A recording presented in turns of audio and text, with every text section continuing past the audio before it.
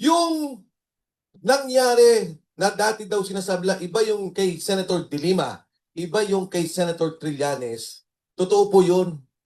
Kasi ang ginawa nila, resolution. A particular resolution to allow a particular senator. Ito hong ginagawa nila Senator Marcoleta, yung kanyang motion, is an amendment of the rules of the Senate. Section 136.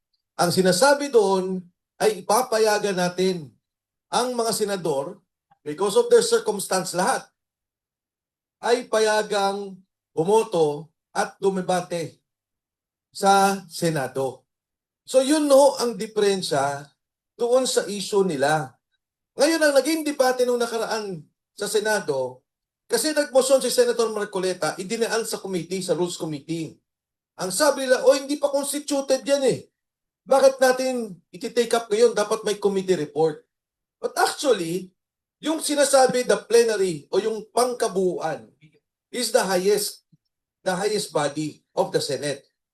Siguro, nakita nila, sige, wag na natin ipilit ngayon, next week na natin ipasok yung motion. But that is a motion to amend the rules of the Senate.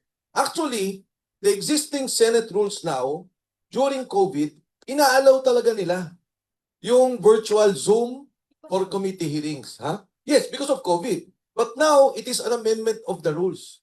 Ngayon, papasok ako dun sa posisyon ng majority as of now. Ikukulong mo yung mga kasama ko on the basis of a Yusek Bernardo affidavit? Tatanggalan mo sila ng boses? Tatanggalan mo sila ng boto? Na kinakatawan nila ang maraming Pilipinong bumoto? Why will I deny you that?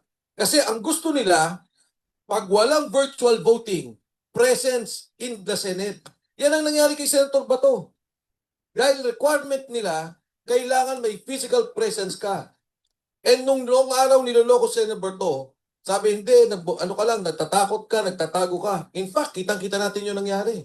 Hinabol siya, aarestuin siya. So yun yung gusto nilang gawin. Bawasan ang majority.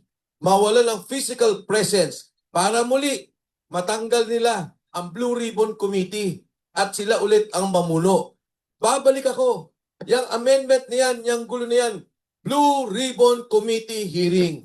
Ang apila ko sa minority, pagbigyan lang nila. 2-3 hearings ang Blue Ribbon. Lumabas ang katotohanan. Pagkatapos, kunin nila ulit ang Senate majority.